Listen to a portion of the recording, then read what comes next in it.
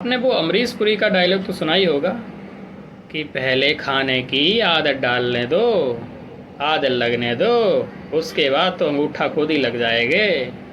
ठीक है, तो यही कुछ हो रहा है। पहले मार्केट में आती हैं कंपनियां, आपको प्रलोभन देती हैं, आपको लत लगा देती हैं, उसके बाद में फिर वो मोनोपोली कर लेती हैं, आपको शोषण करती हैं, एक्सप्लॉयटेशन करती हैं।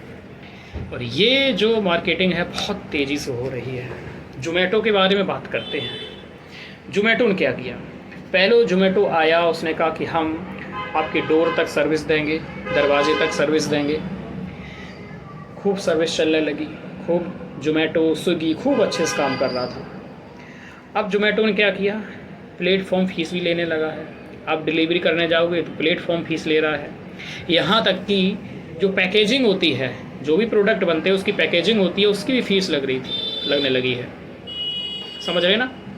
अब देखिए, आप कहीं रसगुल्ला लेने गए तो पैक करके तो देगा ना आपको। ऐसे तो नहीं इसकी सीधा रसगुल्ले उठाए 1 किलो आपके मुंह में डाल दिए, ऐसा तो पॉसिबल नहीं है। बाकायदा डिब्बे में पैक करेगा तब देगा। लेकिन उसने पैकेजिंग का तो नहीं लिया, उसने जो भी लिया सारे रसगुल्लों का ले लिया, आपको दे दिया।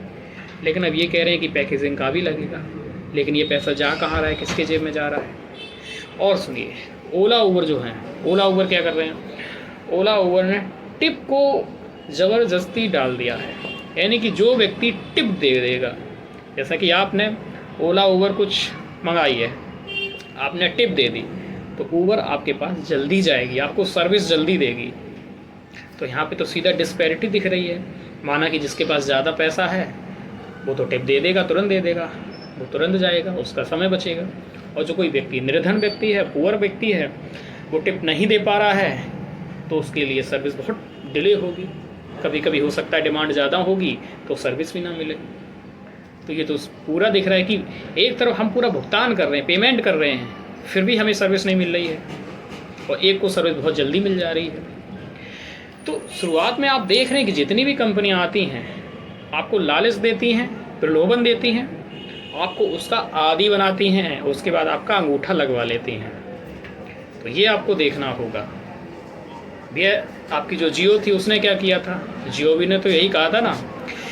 जियो जब आई थी उसने सीधा यही कहा था कि सबसे पहले हम या तो डेटा का चार्ज लेंगे या फिर रिचार्ज का, कॉलिंग का। लेकिन अब दोनों लेने लगी है, तो हर एक कर रही है। लेकिन हमारा जो कंपटीशन कमीशन ऑफ इंडिया क्या कर रहा है, वो भी बहुत कायदे से कुछ काम नहीं कर पा रहा। क्या ही कर रहा है। टेलीकॉम कंपनी में जब जियो ने कदम रखा था उस समय हमारे यहाँ करीब 15 टेलीकॉम कंपनियाँ थीं। VI है ना, वोडा, इंडिया, एयरटेल, BSNL, और जाने क्या क्या।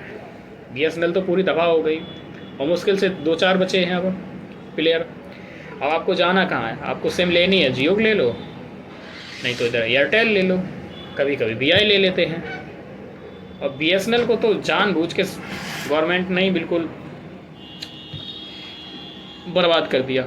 जहां हम 5G के युग में जी रहे हैं, सरकार BSNL में 3G लाने के लिए सेलिब्रेशन मना रही है, सेलिब्रेट कर रही है कि हम 3G लेके आ गए हैं। भैया इतना पीछे कैसे हो?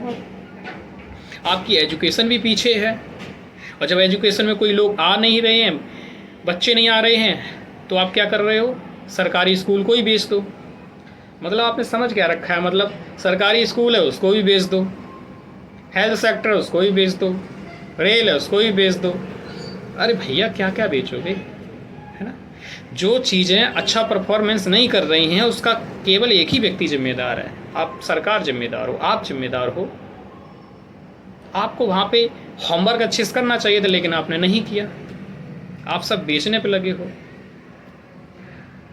तो वही है कि BSNL को इतनी बुरी जो स्थिति में पहुंचाया है, इसके लिए कोई रिस्पॉन्सिबल है तो सीधी गवर्नमेंट है, और गवर्नमेंट अपने हाथ झाड़ नहीं सकती इस चीज़ से।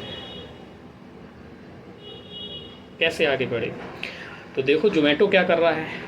अब जितनी भी कंपनियां हैं वो सारी कंपनियां अपनी प्लेटफॉर्म फीस लेके आ रही, कई सारी ले चुकी हैं। जोमेटो ने इवन बताया कि उसने लास्ट ईयर 83 करोड़ रुपए से ज़्यादा प्लेटफॉर्म फीस से ही उसने वसूल लिया, केवल प्लेटफॉर्म फीस से। 1 रुपये 2 रुपये भी लगता है ना उससे ही। तो कंपटीशन कमीशन जो ऑफ इंडिया है प्रतिस्पर्धा आयोग है, इसको सही से देखना चाहिए कि कहीं मोनोपोली इतनी ज़्यादा बढ़ती जा रही है तो ये ठीक नहीं है अर्थव्यवस्था के लिए। ये एक प्रकार से आर्थिक गुलामी है। खैर कोई नहीं है, आप लोगों को क्या सोचना है कमेंट में ज़रूर बताइए, और पढ़ते रहिए और देखते रहिए देश दुनिया में क्या चल रहा है बिल्कुल सही से, ठीक है।